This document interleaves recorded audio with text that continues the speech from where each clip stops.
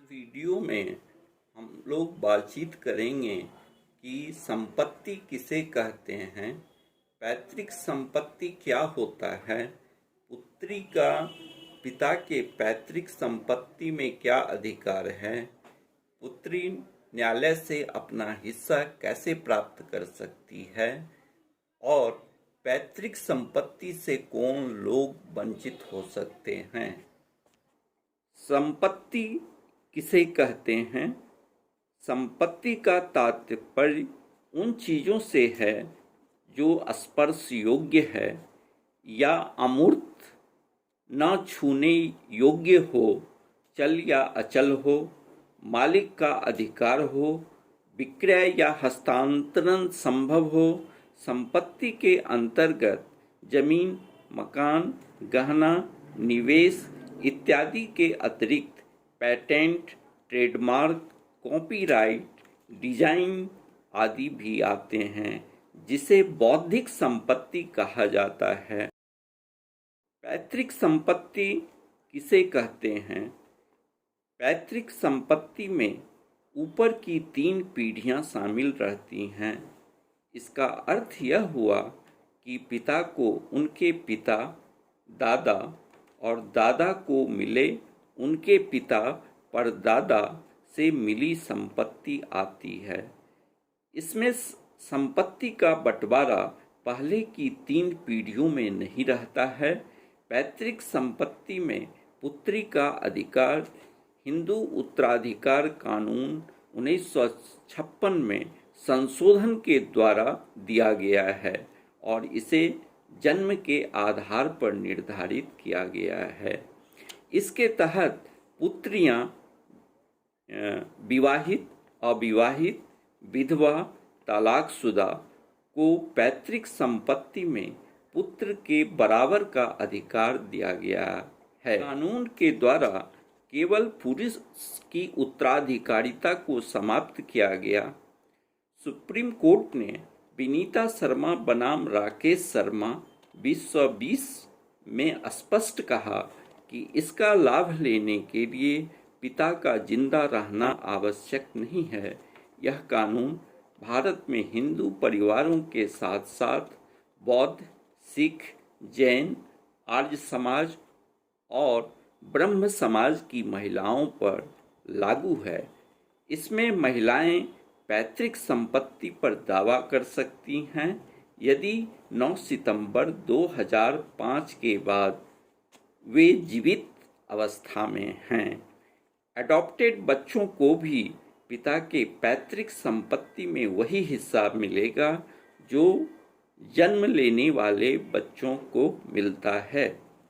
पैतृक संपत्ति में पिता, पुत्र एवं पुत्री का बराबर का हिस्सा होता है।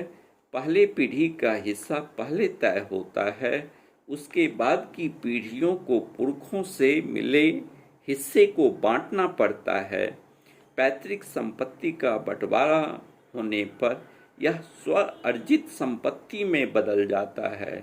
पुत्री की मृत्यु की स्थिति में उनके कानूनी उत्तराधिकारी हिस्से का दावा कर सकते हैं।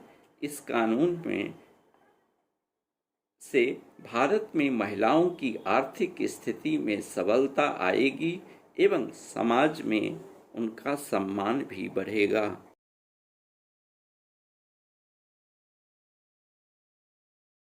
हिंदू कानून के मुताबिक गैर विभाजित परिवार का मुखिया पैतृक संपत्ति की देखभाल कर सकते हैं, लेकिन हम वारिस को पार्षनर के मालिकाना हक एवं अधिकार से वंचित नहीं कर सकते हैं। पिता अपने हिस्से का पैतृक संपत्ति को न बेच सकते हैं न विल कर सकते हैं। पुत्री विवाहित या अविवाहित को पिता के पैतृक संपत्ति में पुत्र के बराबर का हिस्सा मिलेगा। पुत्री न्यायालय से अपना हिस्सा कैसे प्राप्त कर सकती है? अगर पुत्री को पैतृक संपत्ति में हिस्सा नहीं मिलता है या विपक्षी लोगों के द्वारा हिस्सा देने से इनकार कर दिया जाता है, तब पुत्री वकील के माध्यम से विपक्षियों को नोटिस भेज सकती हैं, जिले के सिविल कोर्ट में पार्टीशन सूट फाइल कर सकती हैं। मामले के विचाराधीन रहने पर न्यायालय संपत्ति की बिक्री पर रोक लगा सकती है। संपत्ति की बिक्री की जानकारी पुत्री को समय पर नहीं होती है, तब वह 12 साल के अंदर पार्टीशन सूट दायर कर सकती है। बिक्री की जानकारी की स्थिति में 3 साल के अंदर पार्टीशन सूट दायर किया जा सकता है। अगर कोई भी हमवारिस अपने हिस्से की जमीन बेचना चाहता है तो उसे पारिवारिक बंटवारा कराना होगा, दाखिल खारिज करानी होगी और बिक्री की स्थिति में निबंधन के दस्तावेज में जमीन का पूर्ण विवरण देना होगा। हमवारिस लोग आपसी सहमति से 2 गवाहों की उपस्थिति में स्टाम्प पेपर पर बंटवारा कर सकते हैं और उसे रजिस्ट्रार सब रजिस्ट्रार के कार्यालय में निबंधन कराया जा सकता है। अगर कोई मामला सिविल कोर्ट या हाई कोर्ट में विचाराधीन है तो उस पर विनीता शर्मा बनाम राकेश शर्मा केस का आदेश लागू होगा।